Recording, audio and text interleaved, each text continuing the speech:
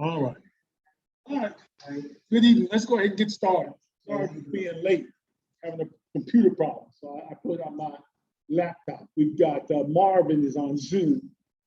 So we're going to get started. This is class number 4 of our 4 classes on the real estate course. Next week, we start the course on the stock market. We'll have 4 classes on that. What I want to do today is, first of all, I'm going to get started with an overview of what we've done so far. Then we'll discuss mostly non-residential investments. And I've got some examples of even some no money down deals with non-residential property. And then we'll kind of summarize everything at the end. So we've got a pretty interesting class. It's a little long, but I think we'll get this done pretty quick. I'm going to try and use both machines here at the same time. As I said earlier, all my presentations start with the same 4 slides about myself, because when they're up on the web, if somebody watches one of the videos, they can download it and it just has the basic information. So we'll talk about the course summary. We talked about understanding real estate, deal making. We had that field trip, which I got good response from. And then today, non-residential options. On the field trip, I'm working towards doing a second field trip. Now I have a real estate agent that specializes in foreclosed properties. I had met him that Tuesday before Wednesday, so we didn't have time for him to come. But I'm talking to him now to see if he would do another one for us, to take him to 3 properties that he owns, that he has listed. So we can go inside and we can talk to him about it. And I'll see about setting that up sometime and talk to Treasurer Real's office. And maybe we can do that towards the end of September. Once I, nail it down with him, probably maybe on a Saturday or something like that. But I'd like to do that too. I like going inside of them and talk to the agent.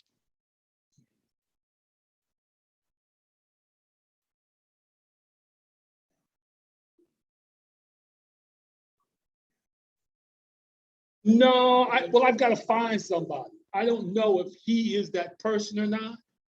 So I don't know. He's a residential guy. He's probably in his 50s. And talking to him, when I talked to him on Tuesday, he really knew what he was talking about. I felt really good with him. I just don't know if he does commercial.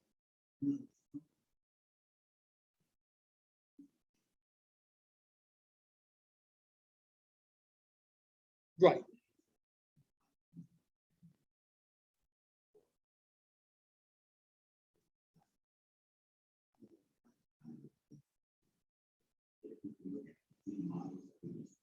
Right. I'll talk to him. I'll see. Maybe we can look at one out of the 3 or something like that. Yeah. Oh, yeah. Well, we're going to talk about some of that today. Right. That's one of the things we're going to talk about. So. All right. Review. I want to review real quick the first 3 classes, which is understanding real estate, deal making, and we'll talk about our field trip. And then we'll move right into what we're going to talk about today. In class 1, remember we talked about real estate values are based on supply and demand. And so what I said earlier is I like to find areas. For me, everybody has to find their own area. I have some people that I know buy real estate. They like to go into brand new areas. I happen to like areas that have been down and on the way up. But in both cases, I know demand is going to be growing, or I think it's going to be growing. We talked about that neighborhood life cycle. I like that one between 2 and 3. And let's see. Class 2, we talked about like developing a standard property. What is that standard, even if it's commercial? What is it that standard that you're looking for? You find it, that's it. For me, on residential, I like motivated sellers. I don't want anybody to do a whole lot of arguing about price or think it's worth all of this. I want somebody who wants to just get rid of it. I'm looking in a location where, like I used to always joke, if my wife threw me out the house, I could live there and not be scared. And it's an area where I think it's on the upswing. The property type. I like when we saw those three properties, the house was nice if I could convert it a second living area somewhere, maybe that garage or that office, whatever that was. But the other two were kind of in my wheelhouse, right? Duplexes, triplexes, quads, that's what I like.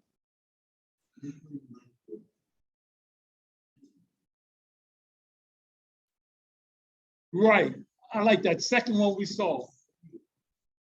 That's fine. I'm gonna talk about that.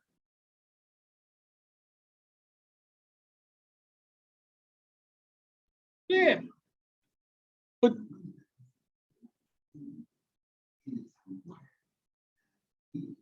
no, because in that area, a lot part of that Connecticut appears to me is when the industrial base went away and moved overseas, it just hasn't come back. And whether you've got a city or an area that's going to try and just rethink everything, right?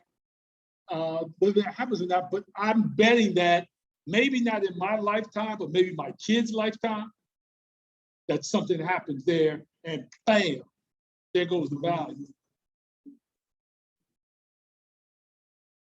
The rent. No, I'm saying I'm not buying any property that has a negative cash flow, right? Because I'm gonna get it on the low to begin with, or I'm not getting it. And then whatever money I have to put into it, I'm still gonna end up with a positive cash flow because I bought it so low. If not, I'm walking. I'm not afraid to walk from a deal, right? Because I got a motivated seller. I may walk and come back next week and say, "So anybody in the bed to sleep at night?" All right, that's because the whole deal on real estate is the price that you go in at. You know, even if you watch some of those shows when like Flip or Flop, which I watch, you know, when they trying to negotiate that price and they backwards calculate what they need to go in at, you see that it's what you go in at is where the money is being made. That's your biggest expense. And then that gives you the ability to either grow your profit or have money for if there's overage on expenses of renovation or something. But once you buy that price, that's it. So I try and get it as low as possible. If I don't feel right, then I'm walking. So in that case, that property by itself right now makes money. I don't know if it's 10, 20, 30 years from now, something happens to that spot. And when it does, I know what it's going to do to that property. So it may not be me, it may be my grandson. And then we talked about income and appreciation. You know, how do we calculate?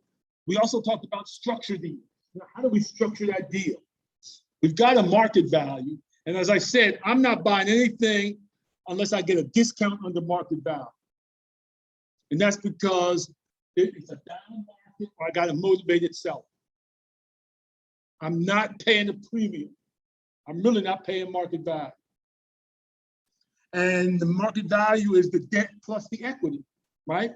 So the equity is that money that comes out of my pocket. What I want to do is I don't want to pay any money out of my pocket. I want you as the seller to take back a loan, second mortgage. Instead of me giving you $7,000, $10,000, $20,000, I'll pay you $100 a month for 10 years. You get to get a little cash flow. You finish with the business. You don't have all those expenses and properties vacant. Maybe that. Plus, I'm getting a check from you every month. But now, you know, deposit in my account every month. And you know, that's the kind of deal I want you to take. Now, I'll pay some money, maybe because I want to help with closing costs. Right? Because if I'm not giving you any cash and I'm not putting any cash in, who's paying for the attorney fees and all the title searches and stuff? The seller's going to say, hey, I ain't got no money. That's what I'm trying to sell. And then you've got the debt. I either want to assume the debt, or maybe I can refinance. You know, that's where if I do have some credit, I can refinance it. Or like I did, I talked about that other property in Decatur with the golf course. The city had money. So they said they had the money to buy, give me the price, the 100% financing on the property value and 100% of what it took to renovate. I just had to supply them with the construction costs and getting the person who's going to do all the work, the contractor, get his bid. They okayed it and they financed the whole thing for it. So you can find those kind of deals. That's what I'm looking for. I don't want to come up with, like we said, a normal deal. Let's say the price is $30,000, $300,000. I don't want to put 20% down, $60,000 out of my pocket, and then get a new mortgage for $240,000. I'm not just not doing that.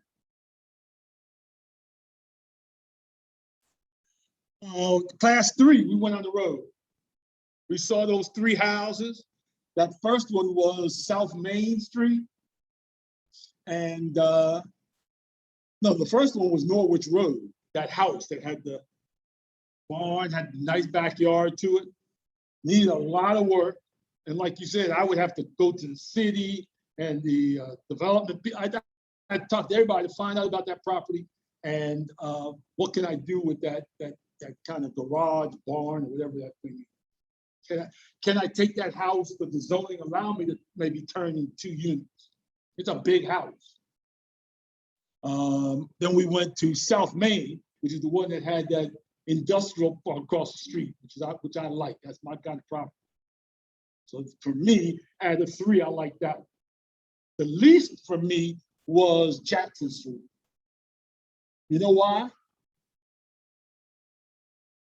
I didn't like that neighbor. The one person I couldn't fool with is they had too much garbage over there.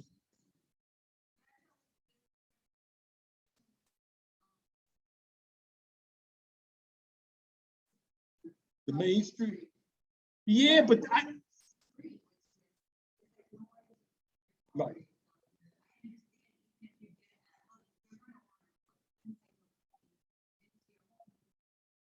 Right.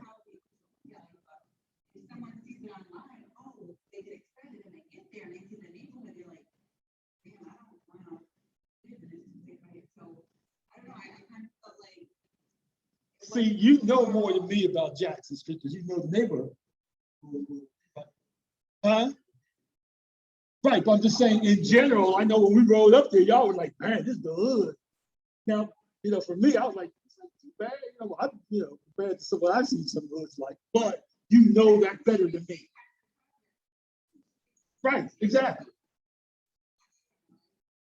That wasn't, they were projects to y'all, but where I'm from, they ain't the real project. I like some middle class, low income housing where I'm from. But I got you.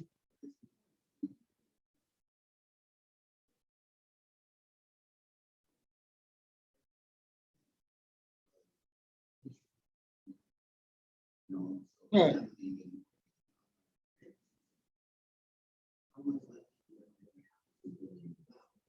Right. Right.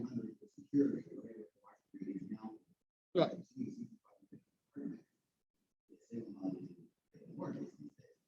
But now that initial investment going in, that's right. We should redo something, kicking out a tenant, looking at a pandemic situation, no cash flow coming in. Now I got to sit on that. So there has to be some cash flow banking to balance out that kind of activity that you don't see when you're holding on that long. Exactly. Plus, I agree. That neighborhood, see, I don't know. So what kind of tenants are we talking about? Right? And there's certain kind of tenants I just can't deal with, like I was telling you. Right. Exactly.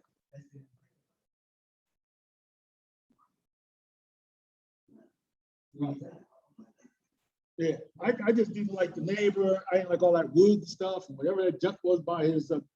I guess that was a garden he was growing. I'm like, I don't want to be fighting with the neighbor. I don't want, I just don't want.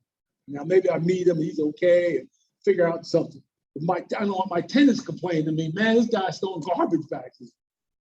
And every time I call him, he's talking about shooting me or something. Just some crazy.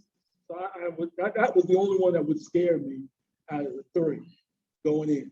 Is that relationship plus when the way you guys talked about the market made me think, well, the kind of tenants I might get would then be a problem. Okay, today we're going to talk about these different types of properties. And I kind of listed 7 different ones. We've got small residential, which we've been talking about. That 1 to kind of 4 unit is considered small residential. Single family, duplex, triplex, and quad. Then you move up to apartments. We'll talk about that. Then we've got retail, office, industrial, land, and mixed use. The main difference between number 1 and the rest of them is you've got a more sophisticated owner with most of them. These are people that are in business. They understand real estate a little bit better. The values of these properties are larger, and they're tougher to deal with. It's not as easy to find motivated sellers, but you can find them, but they know how to play the game. So you got to kind of smoke them out a little different. They're used to negotiating. And, the higher up we go, the more we run into somebody like Donald Trump. Them guys kind of lie to you, and you'll swear that he's singing to God. So you got to watch them rats. I get clients like that all the time. So the owner has more options. The income valuation becomes very important with this problem, even more so than just the 1 to 4 unit residential. They're more sophisticated. You got to negotiate a different kind of deal. You can throw more expenses onto them, but it really depends on who it is. We're going to get into some of that. So you get more expenses that can be picked up by the tenant. But they understand that. So when they come to how much they're going to pay for rent, is part of that negotiations that go on. Again, when we look at return, we're talking about the 4 different types of return. The appreciation, the fact that if there is a mortgage, it's going down to 0. And as that mortgage goes down to 0, that's more equity that's coming to us. Right? So we get that equity side, so the appreciation and the mortgage going down. And then we get a current return because of taxes, which can be a big deal. There are people that buy real estate just for the tax savings. They don't care about anything else other than making sure it's okay. And it doesn't have to have a positive cash flow. It can be net even. But the tax break they get is a tremendous number for them.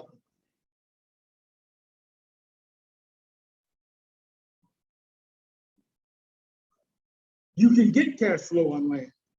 For the most part, though, it's that appreciation, right? Land, the tax amount on it may not be that great, so that you can handle it. But that appreciation in a certain area, we're going to look at some of that. I got 2 examples that we'll look at. Raw land, right? Even vacant lot, residential lots. Let me show you that. But the other thing is, you can, if it's agricultural, in some cases, you can plant trees on it. I have some friends that have land. My ex-wife or my former mother-in-law had land out in the middle of nowhere, and she used to rent it out to a farmer who would grow corn on.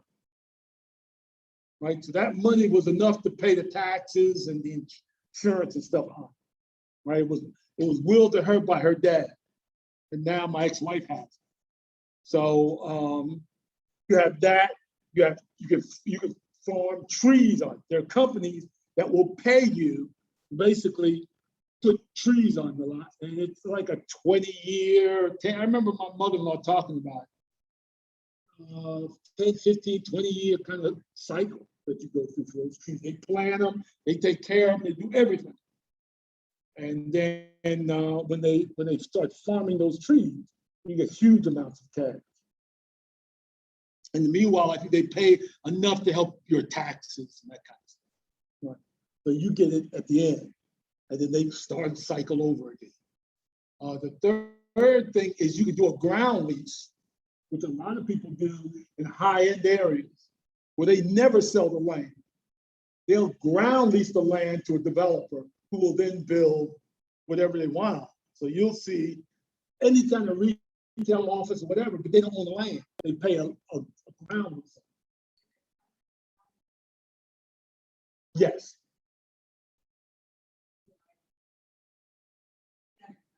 Right. 99 years, 50 years, right? Because especially if I'm gonna build a building or I'm getting ready to put something big on there, I at least want to own it until the building depreciates enough. Well, if the building has a 50-year life, I want at least 50 years on it. And I've known people.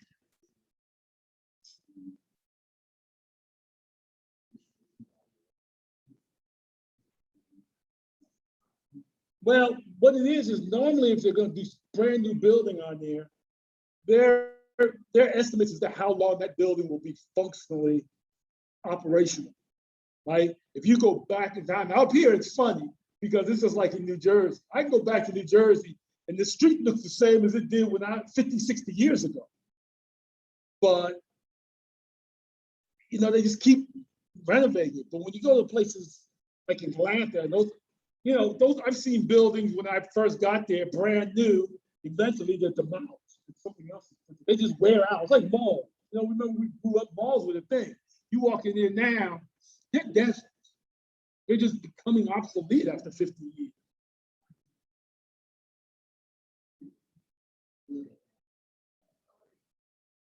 Yeah, I look at it the same Well, way that, they're turning them into mixed use places. What they're doing in the malls is a lot of them, some of them they demolish them and they put in like a retail where it's walkable. It's open. You know, you see like those Tenants outlet centers, you know, those kind of open air kind of, you see that. We have something they call the Avenues, Avalon. I was in Hartford this weekend, I think Monday, and I saw one. What's it called? River Walk or something like that. Wasn't far from the mall there. They had one like that, where it's all outside. But I know in Orlando, I saw them, they tore them all down and they just built this center like that with a couple of big boxes out there, but it was not a mall anymore. Then they're also taking them where they take those big boxes that are like the old Sears, and normally Sears own that land by themselves. It wasn't part of the development. I mean, they bought that land that building is on. So they sell it, and I know a couple of them where they're putting condos on. They put retail, residential. So hopefully that'll drive a certain amount of traffic into the mall. The mall becomes more of a kind of family place where there's more than just retail. They've got some office stuff in there. Maybe a couple of doctors are in there now. It's just a different feel. Still a mall, but it just doesn't feel the same. It's more mixed use. I've seen them with hotels and that where they tear them down next to it or something. But these are malls in nice areas. And still, you know, we know that retail is going away, which is one of the big problems as we get into this. And some of this stuff is going away. So let's talk about apartments. We're talking about more than 4 units, all the way up to 200, 300 units, 400 units, huge complexes. You can see the key is about the age and condition, location, where it is, and really it's all about the gross rental income. How much rent can I get out of this thing? And how much expense do I have to pay versus the tenant? I put up a couple of examples. You see like one of the new ones there on the left. And then in the middle, you see that 8-unit multifamily, which is one of the ones I might look for. In the inner city, it's been around, probably built in the 50s, maybe 60s. 2-bedroom, 1-bath kind of units. I like the 8, 10-unit buildings if I can find them, because if you have a vacancy, it doesn't kill you. But you do have to keep maintaining them and keeping them kind of upgraded. And then I took, this is the one on the right. That was June of this year. I came here, I appraised an apartment complex where they had 8 buildings like that. Each building had about 10 units on it. And it was in Macon, in an area that at one time you could tell was a really nice area. The retail has kind of died out. There's a big Walmart now over there that's probably eating up all the little small businesses, knocking them out. And it was a nice kind of lower middle income area. You probably get some good solid tenants in it. But those kind of, those kind of apartments might be something to look at, especially if you can find them. And I've done some where a lot of them are empty and vacant, and the owner is just tired of it. Right? Maybe they've had a long time, or like we said before, the previous owner has died, willed it to the kids. Kids don't want to have anything to do with it. Or like I said, the neighborhood has changed, and the kind of tenant is not the tenant that they want to deal with. So the value is all based on the income stream. Retail. Now, retail is a big one. Talk a little bit about retail because we get into a lot of different areas. Walmart is a retail opportunity because what Walmart does is they don't normally own the land that the building is on. I have clients who all they do are Walmart shopping centers. And Walmart is notorious for negotiating a really low ground lease on the land. Because what they're saying, if you ever go to most Walmarts, you'll see a little strip center attached to it, off to the side. They're saying, we're bringing the traffic in. You put up a strip center, and you make your money by renting out to these other tenants that follow us, right? Because if you ever go to a Walmart that has a little shopping center, you could just about, I can just about name who's going to be in there, right? It's going to be a shoe place. Used to be like Payless or something like that. You're going to see, in Atlanta, you're going to see a weave place, was a beauty supply place. They're all in there. You're going to have a nail place. You're going to have some restaurants, like maybe takeout Chinese restaurant. You're just going to see a certain level and quality of kind of tenant. And a lot of them are franchised. You'll see them, they'll be in there. And the developer will build that building to Walmart specs. Walmart will pay and sign a long-term lease. And remember, once these sign those leases, they're like gold. What those guys do is once they sign that lease with Walmart, they take that lease to the bank gives them the money to build and buy. Because they know that Walmart's they're gonna pay what that lease says, even if they close it up and don't use it anymore. And then they build their little center around it. Maybe it's possible they can put a little hotel up there or something. I mean, they build around that Walmart because it's gonna bring a bunch of traffic. And that's how the developers do extremely well. Then once they do that and build it all up, they may sell the whole pack. There are insurance companies, there are all types of huge sums of money, companies that buy and invest in those kind of real estate development. It's long-term, it's constant money, it's taken to the bank, but the developers are just building them and developing, make that money and move on to the next. Some keep them, but some of them, that's a really nice cash flow. So when we look at retail, we've got that single tenant.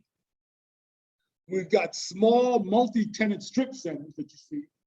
We've got large multi-strip centers that may have a grocery store in it, like a ShopRite, may have a small Walmart attached to it, or some other kind of Target maybe in there, but some boxes attached to it, maybe a Ross, Marshalls, that kind of thing.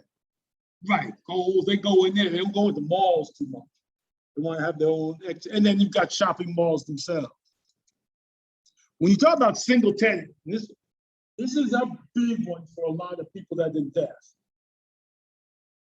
Those Walgreens and CVS, as I said earlier, that is not usually owned by Walgreens or CVS. Those are real estate investors who buy the land and build that building to Walmart or Walgreens or CVS specs. And then they get a long-term lease. Now, I don't know if you see many of these things being vacant, but CVS and the rest of them will pay that lease even if they leave. Again, that money they are obligated to those leases unless they declare bankruptcy. That's why you see a lot of companies declare bankruptcy and then try and reorganize, because that allows them to renegotiate those leases. But if you can get a corner lot, and what happens in this kind of, and we're talking about a couple of these, Dunkin' Donuts the same way, Popeyes, Barnes and Nobles, they have a package of what they're looking for, the kind of land they're looking for, where it is, what the traffic count is, what the demographics are. So you, as an investor, if you can find a piece of property that meets that requirement, you can then go to them and pitch to them. So what you do is they'll take the land and put it under auction, right? I want 60 days, I might buy this thing. They then go to whoever, let's say CVS, and say, we found this lot. This has all the demographics, everything you want. Let's see if we can negotiate a lease. You tell us the kind of building you want to put up there. And then what they do is once that lease is signed, the developer takes that to the bank gives them the money to buy the land and to build that building. And then they either hold on to it, and I've had people who've I had attorneys call me to do portfolios. This is when I found out. In the portfolio, they own like 6 retail buildings. One was a Taco Bell, one was a CVS, and one was a Red Lobster. And that's when I realized this guy had been buying these things, and that's how he kind of built his core real estate, and then passed it on to his kids. But they had, I mean, that's money in the bank. I mean, that's printing money from the standpoint of you don't have to worry about not getting your check on the first of the month. That's what they are. But they're not going to let you evict the CVS. They're not going to do that. So they don't mind paying because they've already figured that out. Or you can get, like I have here in the middle, it's a retail building, it's vacant. This used to be a used car lot, and they closed down. And it was for rent. I think I pulled that from not far from my old house, and I think they demolished. There were like 3 of them. Somebody bought them all, demolished them, and put up one of those U-Haul places. Right, so they didn't really want that building anymore. But you could have had that building maybe and had used it for retail. They're not that expensive, and try and find those. So the key is the quality of the tenant in all of this kind of stuff. Is trying to get those good, solid tenants. If not, there's still those B, they grade them, A to D tenants. You can get those C tenants. They're small, but they pay on time. They got a nice little business going. Then you have the small multi-tenant building, which would be more something that I would like. Because I don't want a building that's empty and I'm trying to find new tenants. I want a building that's got multiple tenants like this one, right? It's got a wig place, a beauty supply place. The one in the middle, I think, is a health food store. And then the one on the corner is a dry cleaning business.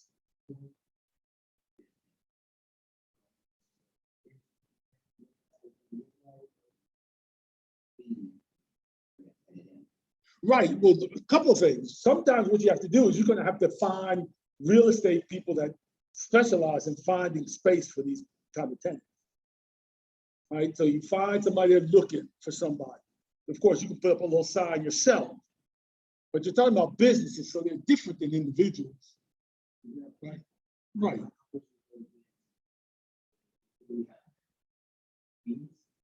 Yeah, that's a wig place. And then a beauty supply place. Right. Well, that place is probably not as, it's not as quality a tenant like Sally's. Right? Sally's, you may not get as much rent, but it's going to be paid one way or the other. Well, they're there or not, they're going to pay. The more independent person, you may have to charge them more because there's more of a risk that they don't survive. And then, you may have to evict them. It is, I mean, there's a square footage amount, but that's going to change a little, right? Right. So there's a range. The better the tenant, the better quality tenant, the lower the lease rate might be. Unless you're in a really strong area and everybody's out to trying to find something. And they can get whatever they can get. But these small multi-tenants, the problem with them is Amazon. They're killing that. They're killing these kind of places. Because everybody, they buy their weave online. They don't necessarily need to go in there, that supply place all the time. To do what? Right, that's a different place, unless they have, some of them have the little spot where they can do it, put it in there for. But some of those supply places are nothing but selling everything. Right, they're just moving inventory. And they're doing okay because in Atlanta, the earth would have to blow up before they ran out of health, beauty supply demand, and weave and stuff. I thought, hey, weave is better than McDonald's. That hair got to be right. They can go without eating for a bit. That's how I look at it. It is, but they make that money. And I have 3 daughters. They in there all day long. If we look at office, again, I don't know about this one, right? We go from single tenant, small multi-tenant, we got large multi-tenant, and you've got, of course, high-rise. Back in the 90s, I shared some space with some other appraisers in a couple of high-rise downtown. That was it. Why? Because everything we had to do, you had to physically go out and drive to see it, take pictures, then take it to the photo shop and wait for them to, print the photos out. We used to spend all night long at the Kinko's printing out reports, and everything was analog. And so being downtown was great. And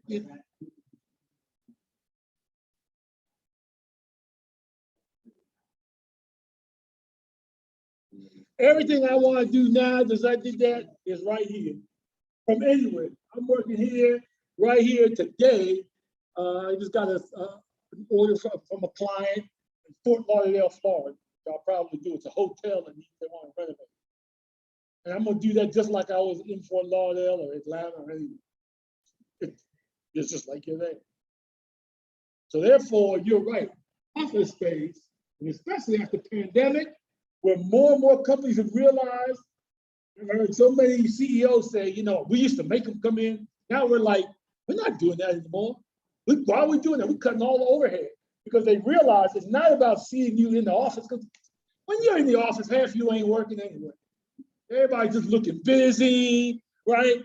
You're on the computers doing something else. Everybody go to lunch, they chit chat, and they're doing all that kind of stuff. You condense all that down where I don't have to get out in the morning and do anything but get on the computer, do my work. I could probably get it done 4 hours or something. See, I tried to stretch to 8 to make it last for a day, right?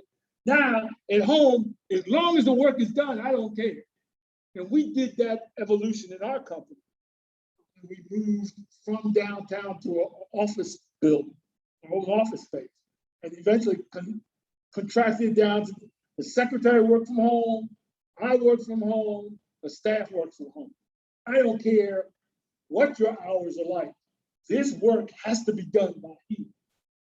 However you want to do it, if you want to get up 2 in the morning to do it, I don't care.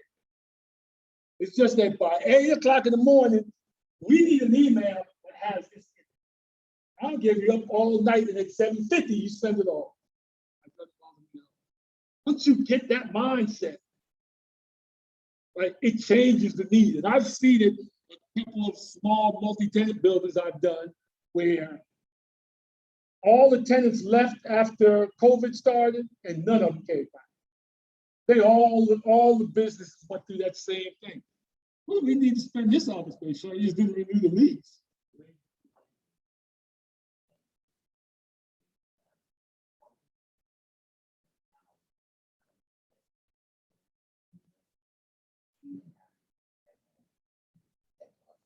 What do we now find as the nice option with the dwelling, the building? What could that dwelling be? And we're starting to turn into apartments. We're looking at projects. What then becomes of that value that you can see? Depending on the area, I'm not sure. I mean, those old high rises, in Atlanta, a lot of them coming down. to reuse the land. Same office buildings, I mean.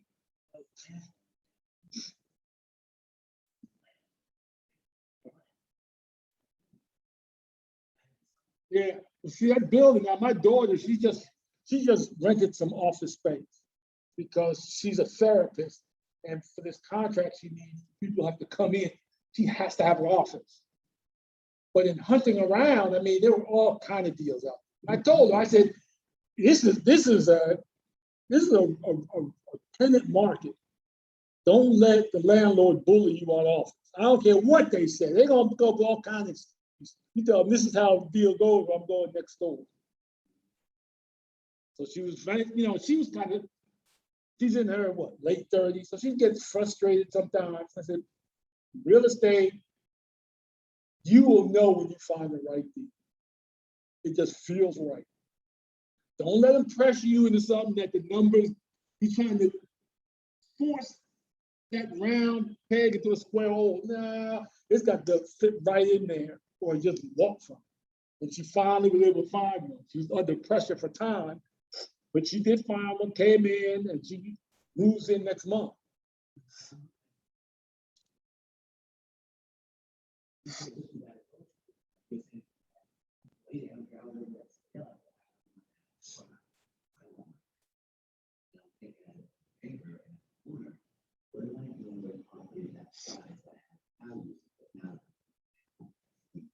Right, it's losing value.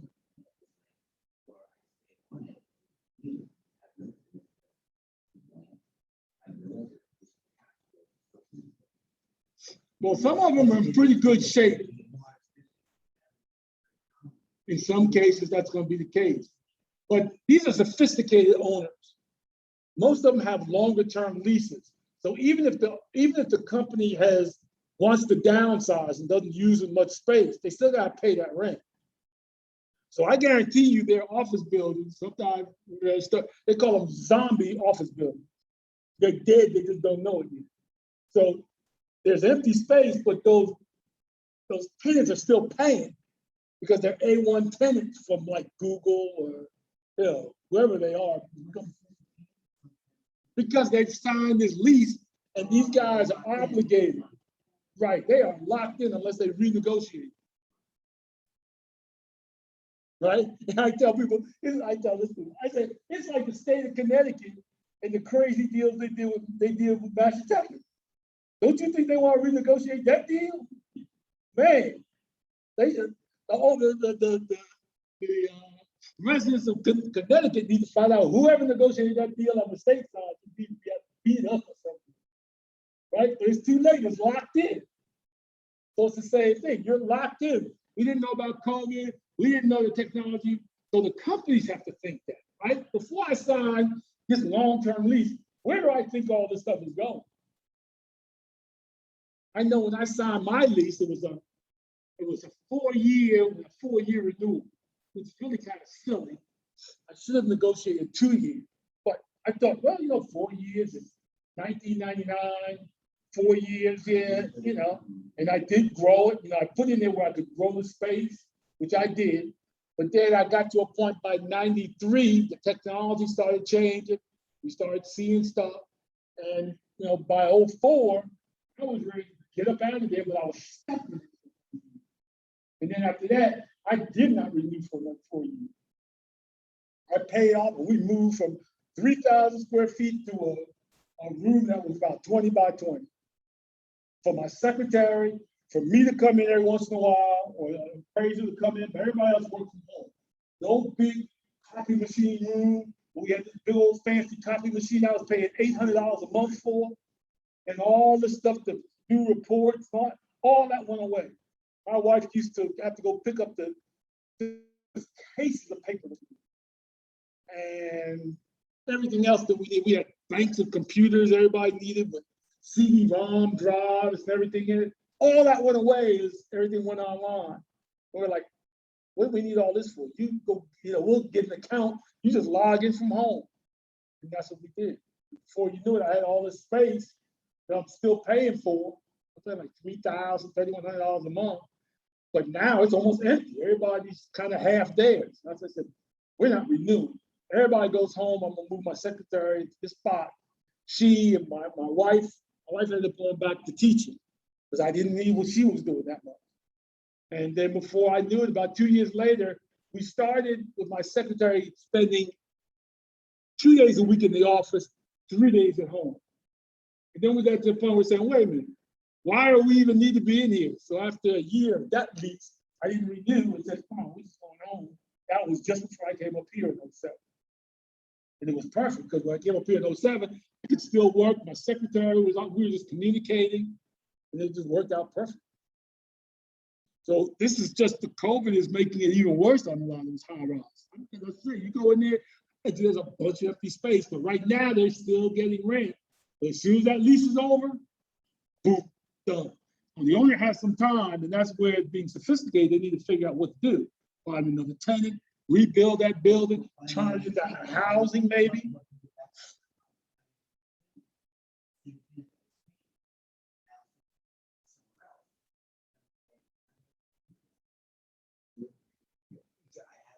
It's not easy. It is not easy. Right. It's better, if anything, to go with these small single tenant buildings. But again, it's kind of like you're on or off. But you're always going to have, a doctor can't work remotely all the time. Well, we're seeing that. Right now, you got to have a doctor that has an office. Certain lawyers are going to still have an office. They don't want you coming to their house. As an appraiser, one of the reasons we could work from home is we go out and see the client. But if the client comes to see you, like with my daughter as a therapist, she's got to have an office. She can't have them crazy folks coming to the house. We like to tease her about that. No, I can't have any folks come to. No. So you got to have a location, right? And so there's going to be a need for these small little buildings somewhere in the right kind of time. Now, because of where my daughter deals with, she has a contract with Cobb County for what's called drug court. So most of the people she deals with have a drug issue. So she wanted to find a space that was near a hospital, just in case anything went wrong. And it was also near downtown, the courthouse. There's a bunch of these small little buildings, and then she was able to eventually find one that met her needs.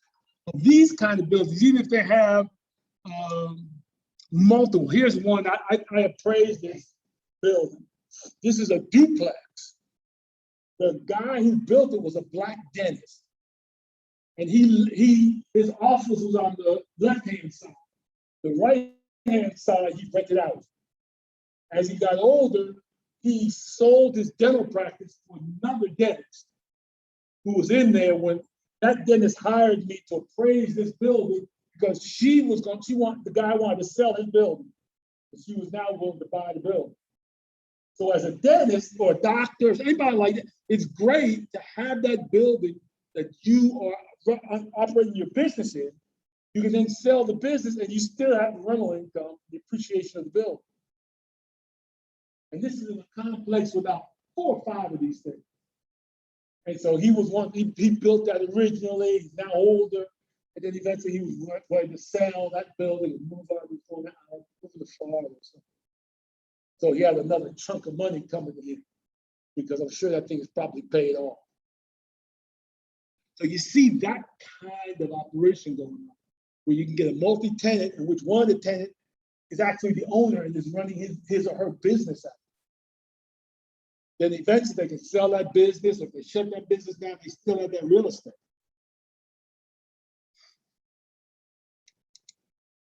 And you can do a multi-tenant office building. This is an example. This is the building, a multi-tenant building that I moved my office into when I went from downtown high-rise to kind of out off of the community. Downtown was getting too crowded.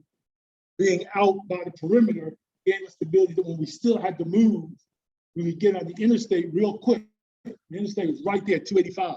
Exit was right there. And at the time, it was almost empty. Now, within the 4 years I was there, 2 years into it, they built a big mega retail center, big box, everything. Target, Publix, a big shopping center, huge place. that completely created all this traffic that we're trying to get out of, we complained about. The good thing is, of course, it brought us all kind of restaurants and stuff, but still, it followed us out there. But the first 2 years, we were kind of out there by ourselves. It was great. And then eventually, I said that there was one owner who owned those buildings and those units.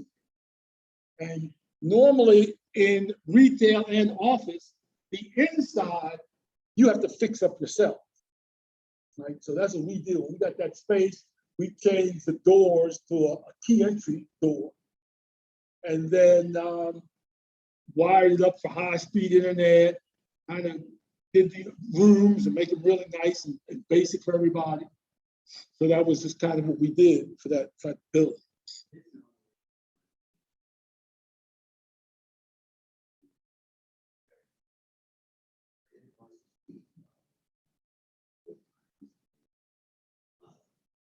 And they have the surplus, and they have like grocery store in there, and they have multi-use. That was right. And then there was this long open space that there was once upon a time it turned itself into a shoe store, like an outlet shoe store. And they thought that they were about shoes, so they were going to go in and killing it. They got all this traffic.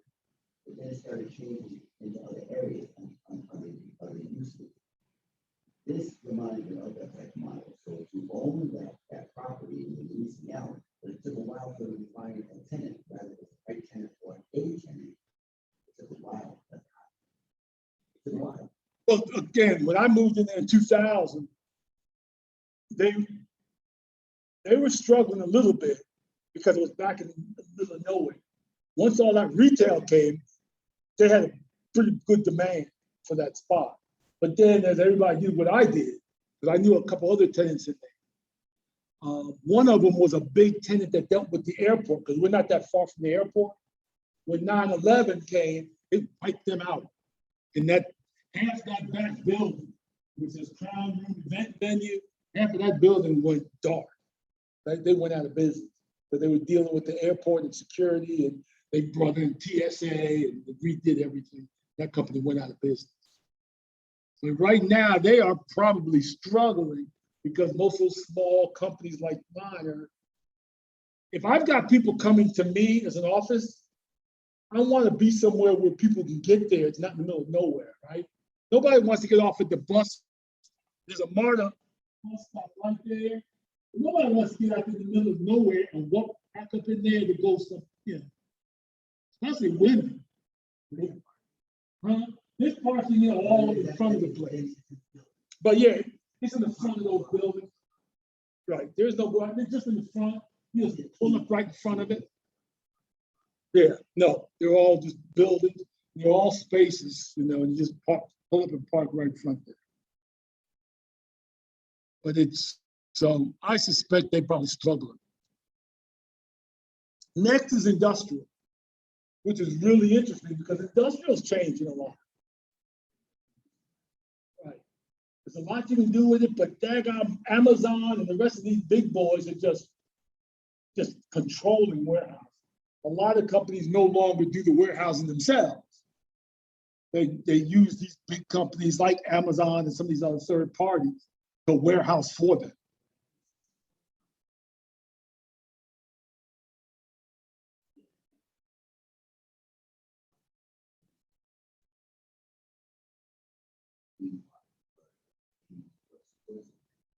Something that had in the value structure around it. You see a lot of little buildings. Yeah, if they have, right, it depends on where they're located and how old they are. One of the problems, I'll give you two examples of warehouses, old warehouses that I've appraised recently. One of them was redone it used to be years ago, a couple of decades ago, it's where they printed the yellow pages. And it was grown in sections. I was asked to appraise it when they shut the yellow pages down, I don't know, 15 years ago, whenever that was. It remained vacant till this guy bought it, and then he hired me to appraise it for him for some, They use it as a movie studio. I've seen a couple of movies where they shot the outside, I know that spot. So that became something they kind of stumbled on. They got a great deal on because the warehouse had environmental contamination from the yellow pages, all that printing over the decades. I mean, that building they started on that building 1910. They kept adding sections. Once it was used for the yellow pages and stuff, it was just contaminated. That's the best thing I can say. So AT&T basically gave it to my phone.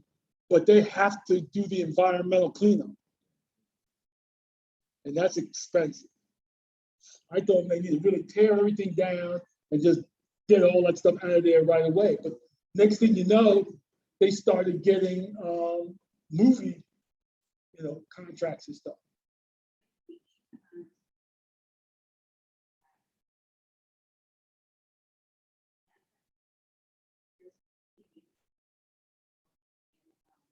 Yeah. Well, see, they might have figured out a way to repurpose some of those malls. I'm gonna have to go there and check that out. I'm glad you told me. I'm gonna do that because that's the key, really. How do we repurpose all this stuff?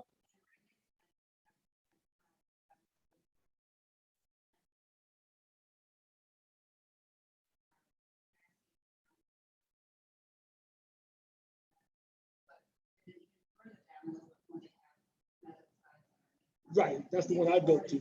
And like that bookstore down there. I go to. All that stuff, right? Bam. Yes. And that's one of the things about a warehouse. You've got to be now close to the interstate. Right. In Atlanta, all the old warehouses that were kind of in town that aren't close are all been repurposed or torn down. They've done a lot of it. They turned them into housing. I've seen around here, some of these look like old industrial buildings or warehouses, mostly, but they could turn them into apartments or something. Right, that's what I'm thinking. Right, so that kind of stuff is happening all over Atlanta now. And most of them are outside the city, big, humongous warehouses with a lot of height because they're using robotics and all that kind of stuff. And the old style ones cannot be upgraded. They have to be repurposed or torn down.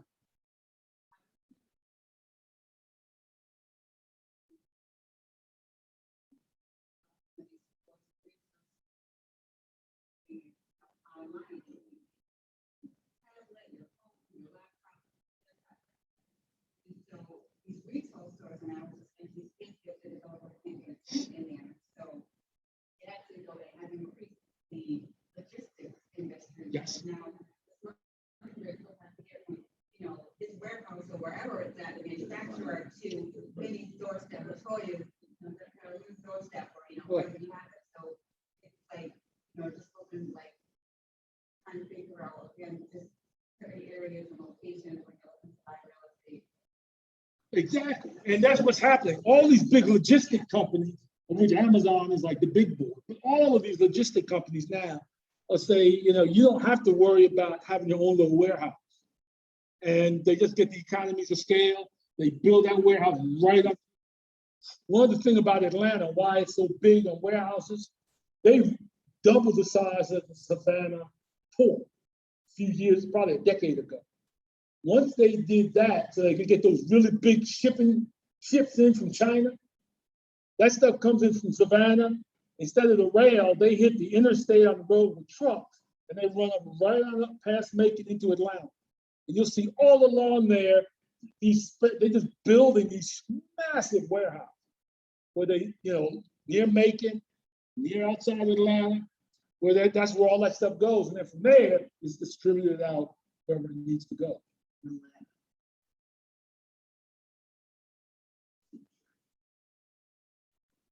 Yes.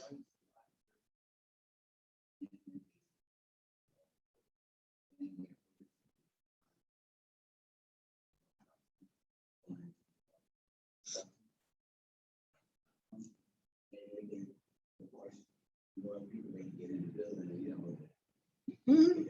They repurpose, I've seen them repurpose warehouses and put a new front on it, so it doesn't look like a warehouse anymore. And do it that way. I think that's relatively smart. I mean, it's got a lot of work, but no need, why start from scratch? It's got the space, you can work through it like that. That's what you want to do.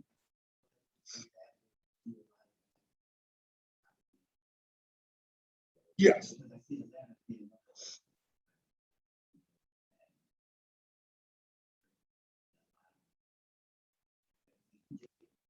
Oh, yeah.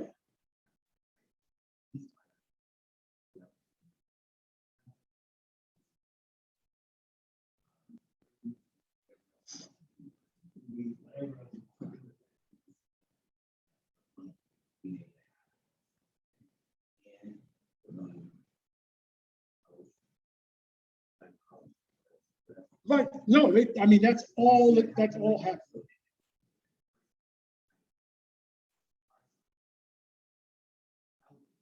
It could be, it depends on the building, has to be right in the zoning. Yeah, but it's something you would look at because you could do that. Right. You got this old warehouse. It used to be, but it's now further from the interstate. All the trucks, they don't want them coming up and down the street anymore. The man just kind of dried up for that kind. The building's big, but it's not that big. In many cases, the pilings, the poles that are in there are too close together. The bigger ones, new ones, they have more open space and height to put the equipment in. So I've done a couple like that where they just repurpose them or demolish. Seen them in the mixed use developments like we talked about in Norwich, and I've seen them demolish them to put something brand new up there, brand new apartment complex.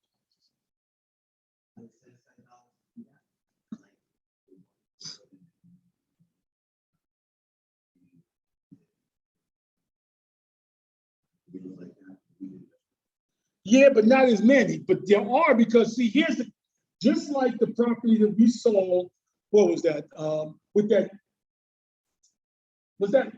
was the name of that small town? We saw the duplex with the warehouse across the street, that industrial.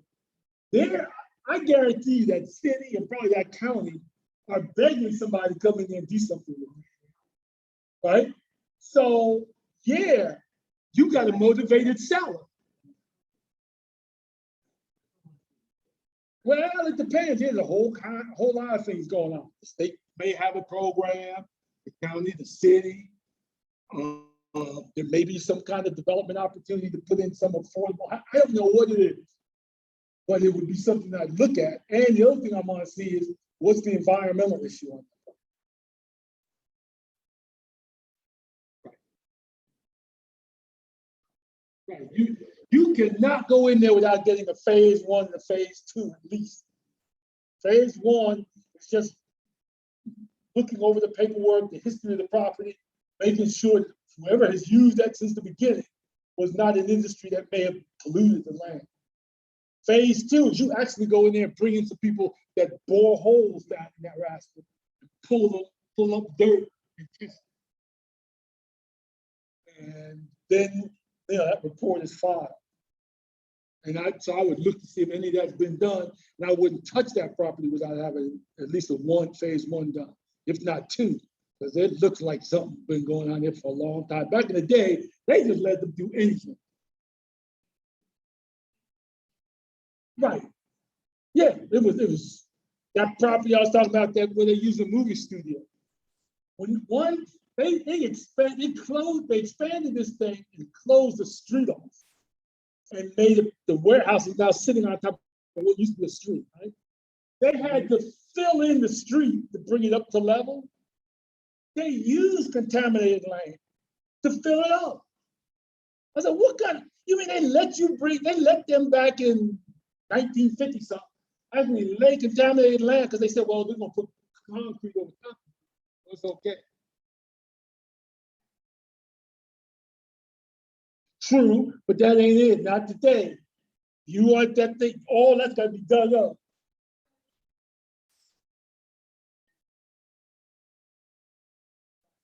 Yes.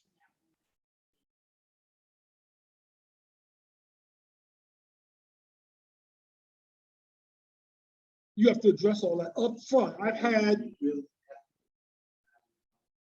It has to be real. I had a client, I did an appraisal on a gas station, vacant. Bing! First thing I said to myself, vacant gas station. Before I did anything else, once they hired me, is I need to check on environmental. I was taking, sure enough, there was environmental with the state of Georgia on that property, and that it was contaminated.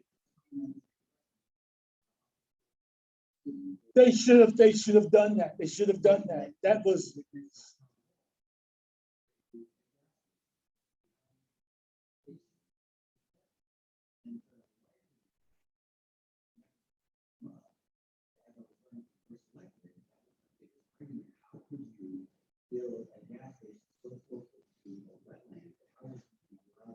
Right. Okay. You know. But when was that? When they put that gas station in? Then they would have had to have gone through all, you know. Right. There's got to be, because yeah, nowadays, I mean, there are so many gas stations I know that are kind of like that, where everything's developed and then you just see an old gas station sitting. And I got upset because they were trying to sell it to the guy. The guy was a brother of a famous person, black person. I can't remember who it was. I say name, you know it, but it was the brother. And I was talking. You know who it was? It was the brother of David Ruffin. I remember it because I remember the tribal member who was related to him. Was like his son or something. Marquis, right. So this is Marquis' uncle, because I mentioned it to him. And they were trying to buy it because they wanted to turn it into like a jazz club. And they were really into it, and they had the money to do it. But he was looking more into, I'm gonna take this gas station, what I'm gonna do with it, than what it currently is. I'm saying, we're in a this place is being redone. It's not that far from the movie studio, which is why he wanted to do that. It wasn't this far from some other really big developments that were going on. Why is this gas station vacant? And vacant to the point that it has been vacant for a while. Right, it's dilapidated vacant. It's not like they just closed the gas station. It's one of them old style gas stations in downtown that's been vacant and dilapidated. That does, I told him, I'm nervous about it. And he ended up not buying it. And then they came back and offered him a loan. I said, you don't buy anything because you don't know how much it's going to cost, because you don't know what's really down there unless you can't force them to do a phase 2. They're not going to do that. That costs a lot of money because plus it's going to tell the truth. And then once they know the truth, they got to say it. So they're not going to ever do that. They're going to try, like you said, pawn it off on you. Now it's your issue. So it's really difficult with industrial properties. That's what we have to do. And I wanted to show this example. This up in the corner is a 2-story warehouse. It used to be a police precinct. And the police used it as a precinct, storage, and then they also repaired truck, cars, and stuff. I want to show you this map. You see the arrow, which is where that building is?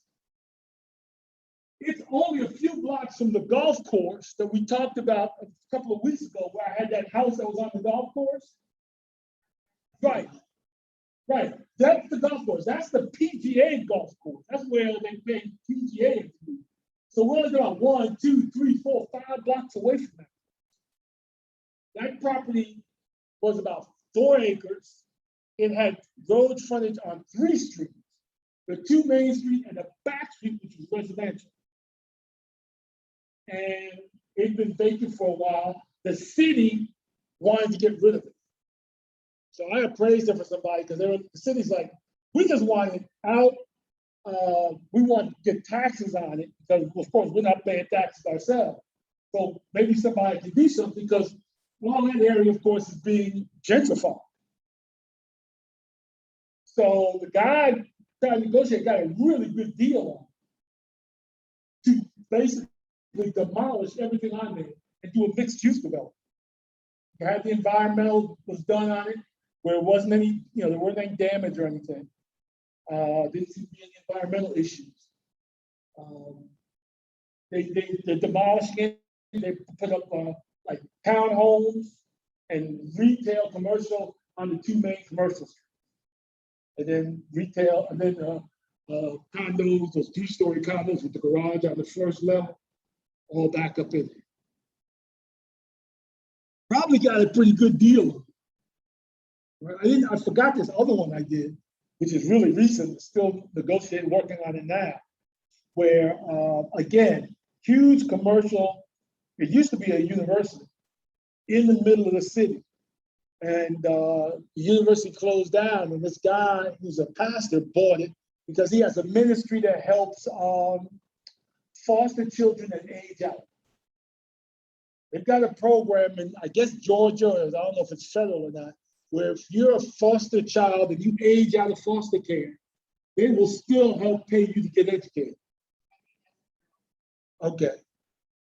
He has that kind, he's part of that, and he has a facility already where he houses the children, educates them to get their GED, and helps them with community college and whatever they do. So by him buying this, getting this great deal on this 23 acres, which is a campus, he's now moved in, and he can now expand to provide those services not only for foster care children, but also homeless children and children with other issues. Come on. I mean, that's his ministry that bought this facility. Yeah, tax exempt. Because it was already really tax exempt because it was a university, and then, but it's zoned for mixed use development. So he now has the ability, which we've been talking about, of taking part of the old part he's not going to use. We can demolish that, and we can put a really nice work, live, and play area. Again, with maybe townhouses, some nice retail, little nice restaurants, kind of walk around place, maybe a little office, maybe, but just really nice with his facility there attached to, next to it as part of this big complex. And it's in a neighborhood that's a mile and a half from Tyler Perry's place, within a mile of the MARTA station, and 3 miles maybe from the airport. Great location. Probably another mile, I would say, because I think I could walk to the mall from there. Be a little bit of a walk, but I walk a lot. So I'd say probably be a mile from the mall, which they're getting ready to redo. And it's kind of like in a little East Point, little city, really nice. So in this case, this is going to become a mixed-use development. All of this is being gentrified. This main street here, it goes all the way to downtown Decatur, which is on fire for young people. There's a MARTA station in the middle, and they're building townhomes, condos, and everything, all right around there within walking distance. It's unbelievable. Young kids are just having a great time. And they got a university there called Agnes Scott, all female college. That's growing, and it's all right there. Big hub. Just a few miles from that spot. You go south a few miles, there's a mall down there. And then if you head out west that way, and I-20 is right there. It takes you, South Carolina all the way to Dallas, Texas. So it's a really great location for young people. My daughter would move there. They did some some of them townhomes. That's what she wants, that kind of area.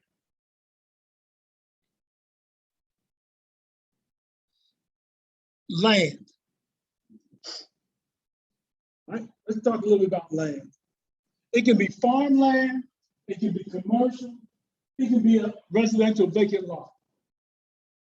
With land, yes, in some cases we can generate money out of it, but mostly land is the whole for redevelopment. You have your parents have friends that they went to college with, and you kind of call them uncle and aunt, even though they're not related.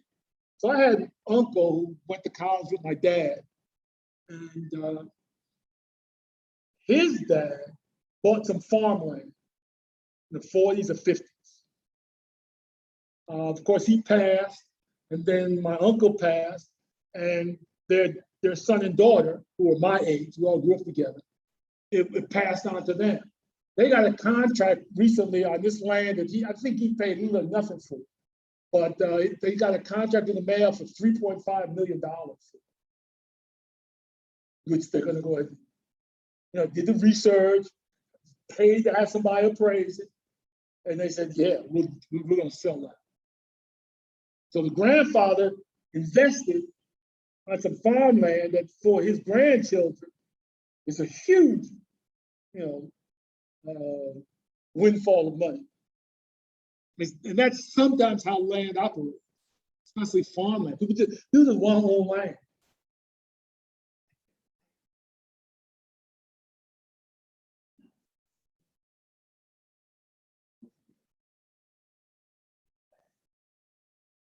Yes. Exactly.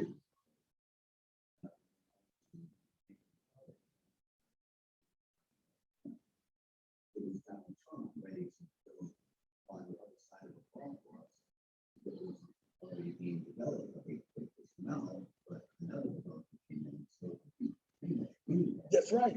That's what I'm saying. Land, and it's land that you hold, right?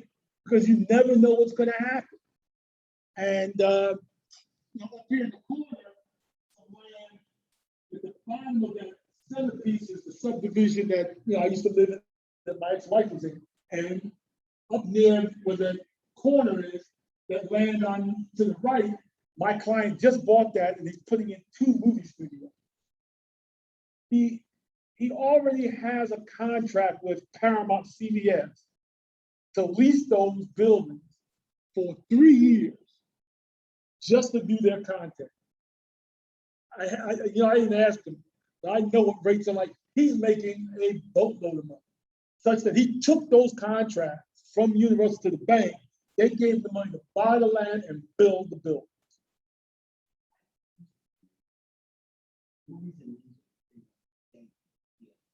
Right.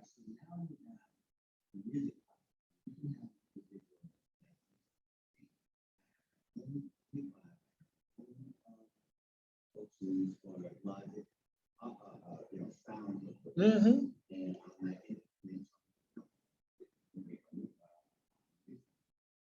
Films are the same way. That's how Tyler Perry can be. Right. He says, I'm self-contained, I'm just my own thing, then you'll get others prescribed. So if I'm Paramount, I'm gonna look at you and say, why do I want this big facility when I can really use the same content? And then we'll just have to negotiate only. Well, what they're doing, which is smart, these tax deals, they also have a tax deal for music in Georgia. So a lot of music people are moving in and doing music studios, right? You get this tax credit, but you don't know when that tax credit may go away. So most of these Paramount and these big boys, they don't want to take their money and tie it up in real estate for possibly, to build these studios that could last 20, 30, 40 years and not take that. They don't want to take that risk. They rather take that risk and invest it in those movies. So they let you have the space, right? Right. Here's the contract. You build these studios. We're willing to do 3 years up front because we have that much content that we know we're going to build because we got Paramount Plus that we got to feed, along with CBS and everything else that they do. So they're going to do that. But who knows, in 3 or 4 years, the state may come back and say, we're tired of this tax stuff. I don't think they'll do that because it would just dry up business. It'd be terrible. But you never know.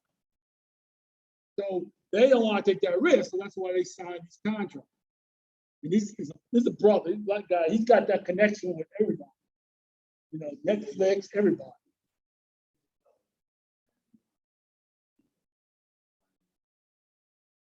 Right. It's a group that came from New York, and because there was nothing for post-production between New York City and Atlanta, right? There was nothing going on in it. So the idea of turning that facility into a post-production facility, the 3D animations that was coming out pretty big,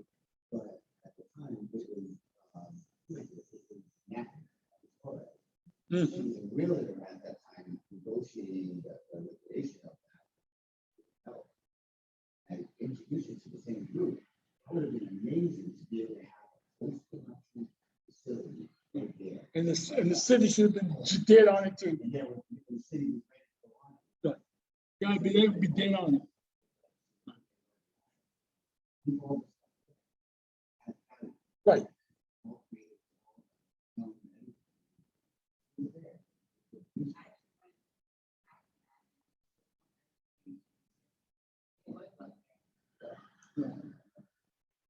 And then she again somehow it was spoken and chopped it up. Right. Let's do a post-production. We can get some revenue and train our people that may be interested in that creative arts, that may be interested in film and music. Have an area for them to want. Right. Yeah, I mean, that's what we got to talk about. When we talk about this kind of commercial property, that's how you have to think about it sometimes, right? Come along and how do we redesign this thing? How do we do something else with it? Which is really what we're saying. And then finally, our third is that one in the right-hand corner is just a regular residential lot. Right, just buy a lot. And I've got people, I want to give an example. This last thing we're going to do here. I want to do an example on this residential lot. There's a small little corner right here, residential, and you see it's really small. That neighborhood, the house covers from side to side. There is no off-street parking. It's that little lot that's highlighted right there. The house goes right there with a little bit of backyard. You see, they got a back street there, so he's really got frontage on 3 streets. I think that's probably a back street from back in the old days. It allows them on the lot, but it's small frontage, but it's a nice little corner lot. And you say, man, where is that? It's old neighborhood. Let me show you where that is. Now it's highlighted, same spot. That's Mercedes there, that's Mercedes-Benz Stadium. Yeah. Well, that used to be the Georgia Dome. Yeah, I mean, now it is, it's sort of like called Home Depot, place like a farm. But that's where the Georgia Dome used to be. They tore that down. Mercedes said, this little lot right there is 2 blocks from there. I show you that because look at what happened to the price. In 2009, somebody had after a collapse of the real estate market, the bank had foreclosed on it. They sold it to somebody for $1,375 back. I remember the lots were going for little or nothing in 2009. You would get those lots. You didn't want it because you didn't want to pay the taxes on it. That's what you thought about. 2009. Then that guy eventually he turned into his own company. Then he sold it to this Lindsay Street people for $9,000. That ain't bad. In 5 years, from 1,300 to 9,000. That ain't a bad lick. Right. The next year he found somebody. That's why I think the dome was coming. People realized the dome was coming. Because that price went from 9,000. That guy said, what do you want for it? Well, I'll take 35. Well, I'll take it. 4 or 5 years later, he sells it to a developer for 83. Right now, those lots are going from 75 to 100 some thousand dollars. When they were little or nothing a decade. All because of what that dome coming in there. Which is why I'm talking about going back to that duplex. I keep saying to myself, we don't know what's going to happen because just like there, you couldn't have told me that they were going to build this Mercedes Stadium. They were going to be, the facts were going to be at home. That neighborhood was just the way it was.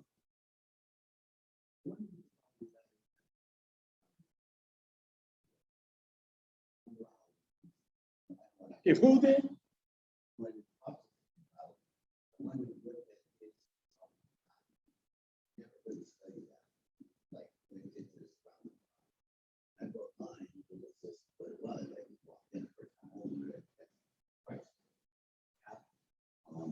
But I'm curious to know what that meant for the area. I know that it did Right, That was the only thing. Yeah. entertainment. right, Payment that came in. Value right. Where it was, where it is now. And it's still, I keep telling you, this is a great retirement. If there was a condo development here just off site, like where Two Trees was, tear that down and put a condo development there, I would just think about buying a condo. Even if I wasn't here all the time, with myself, my family could use it, it'll be my home base. Right, it'll be my home base. I could come here, I got all these restaurants to come to. I got all this entertainment. I got all this other stuff going on around here. We here in Mohegan, son, but I just would not just walk right down the street to come here. Just to walk around and look at folks. Sometimes, I just walk around and just look at the craziness that's going on, just laugh, have a good time.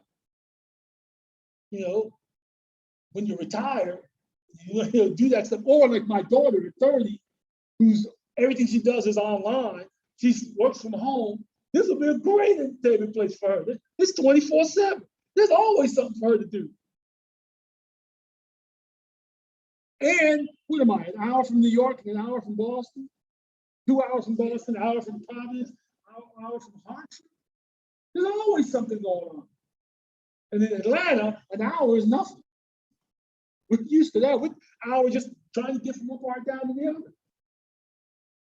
Yeah, and then you figure what? A 2-3 bedroom condo here is probably what, $1 million or $750,000, $800,000.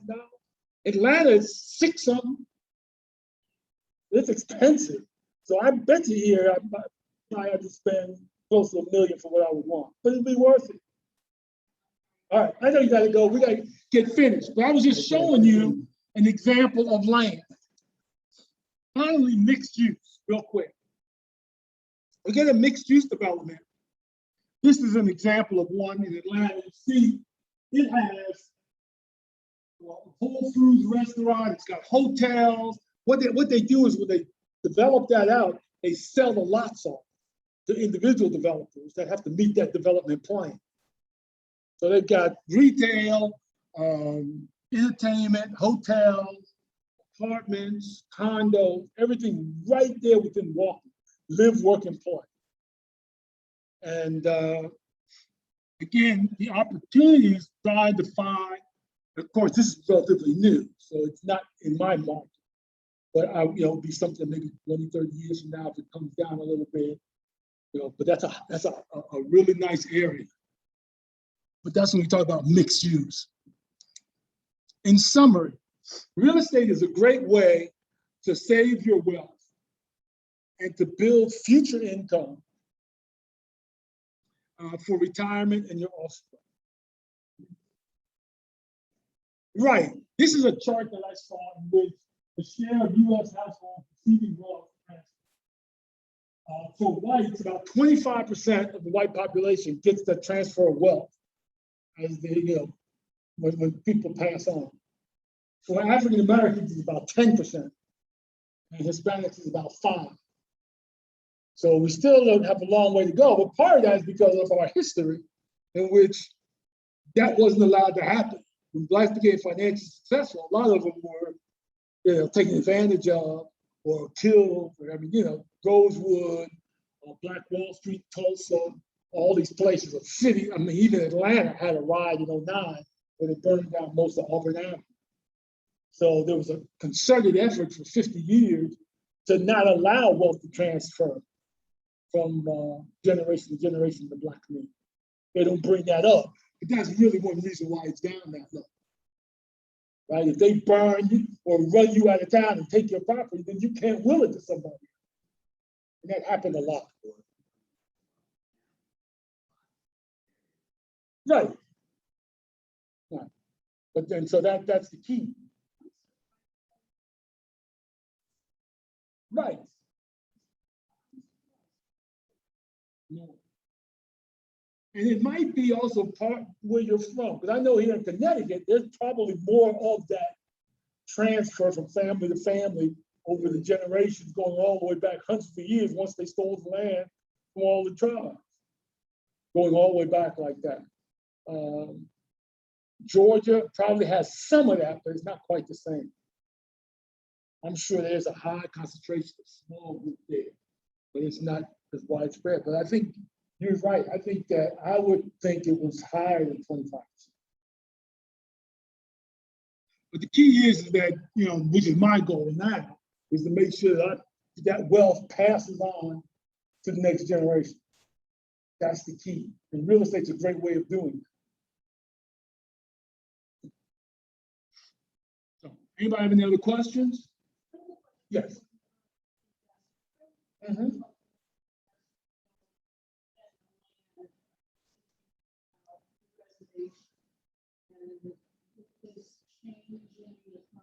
Logistics. Does it make any sense to think of warehouses on reservation property? Because it would be tax advantages. There may be advantages like, okay, if Amazon is bringing things in from the Philippines, or China, or whatever, and the merchandise is landing on a reservation, you don't have the regulatory, you can provide Amazon a service, but a less of a cost than an outside warehouse. Yes, I would think so. The key would be the physical logistics in terms of how far we are from the interstate. And would that offset the fact that they get those benefits, those tax breaks? Because I remember once talking to Richard about that. I don't know that much about it, but as he was talking about it too, it would seem to bring in a consultant or Amazon or somebody to talk to them about it to see. Because to me, it made sense. I just don't know how the numbers, right? But this is a great location in terms of between metropolitan areas, like we talked about. Interstate system. It's just we're not right on the system. We got to drive a little ways. So if it's worth that drive versus all the benefits they got.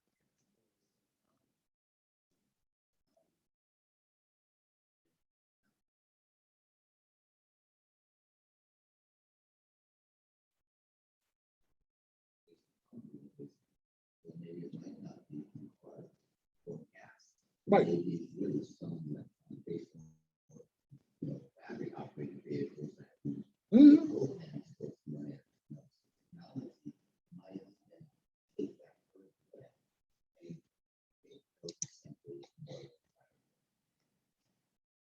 That's a good point. Right. So I think it's something to investigate.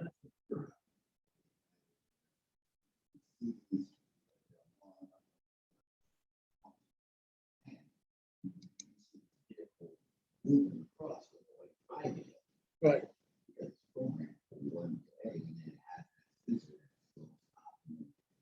Oh yeah, autonomous driving is the decade of the 30s.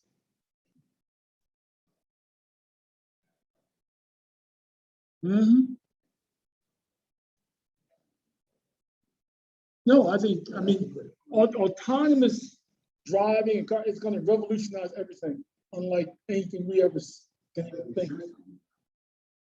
No, they'll get somebody. Yeah, it's going to.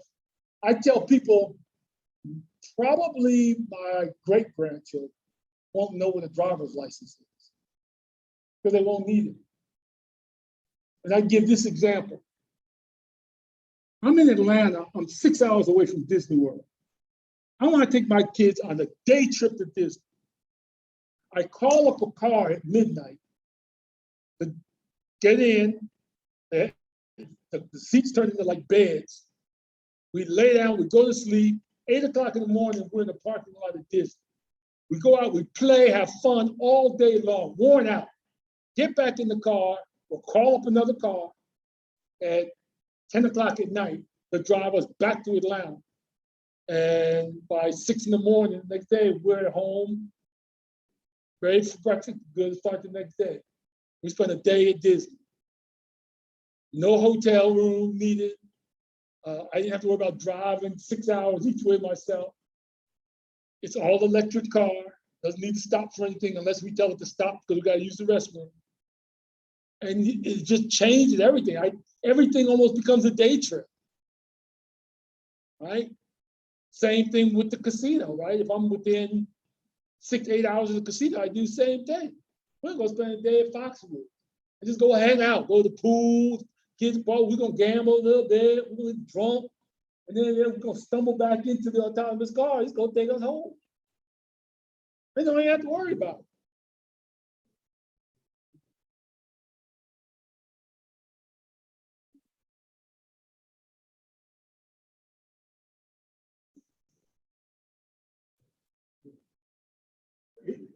Yeah, it's gonna come. It's just, it's probably late 20s, but by the 30s. It'll be it. It's still early because you got a few like Tesla, but it's still early. But watch this. In the 20s, you're gonna start just really seeing them come out. Google has one that they're testing. Amazon has one that they're testing. There's a couple others out there. It's just gonna now take a decade to kind of get the kinks out and all that kind of stuff. People feel comfortable, right? Because I hear people say, well, I don't feel comfortable. I ain't driving. I ain't letting the computer drive. I tell them, yeah, okay. Yeah, I said, but think about it, right? Everybody kind of goes through this. I remember when my grandma was talking about, she had problems with electricity in the house. She was afraid, gonna burn the house down. Right? Yeah. Trucks, same thing. They got autonomous trucks. Right. It's all a matter. I mean, that's what I'm saying. It's all a matter of time. So yeah, people will become, that it's like using Uber Eats or something the first time. Tell people all the time. I did not. I used to laugh when I saw Uber Eats at the McDonald's. I'm like, who would order a Happy Meal to come? Just go get it. Until that one time when I needed to eat and I didn't have time to stop, and I had a coupon. I said, I'm gonna use this Uber Eats. And I tried it, and I ordered some seafood and stuff. And I saw it come, it came to the house, knocked on the door, I got it, kept working, eating. I said, man, this is the best thing since sliced bread. And I use it all the time. I send food to friends and stuff sometimes, like holiday. That's a gift because I can call Instacart and have them deliver some groceries to somebody.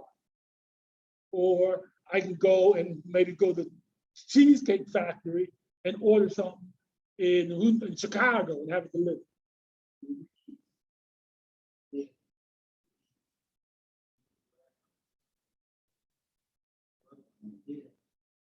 And not this time. Well, not yet, because they use third parties, but eventually when they become autonomous, right? Because they're using other people's cars, but eventually they don't need those people. So what they'll do is they'll have autonomous cars that they're just running, and they'll have some big warehouse that will be maintaining those cars and powering them out, right? And then they just throw them out onto the system, right?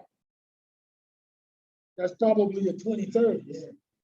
Right. And again, that's something to look at, like the 2030s. You get ready for it, keep your eye on it, because those opportunities are going to come where if you're in early, you invest in a company that's doing it, or you maybe get a spot and start doing it, negotiate with them.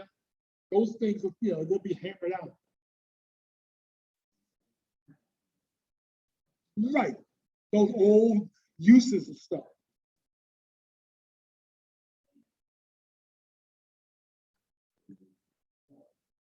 All right, we're finished. Thank you.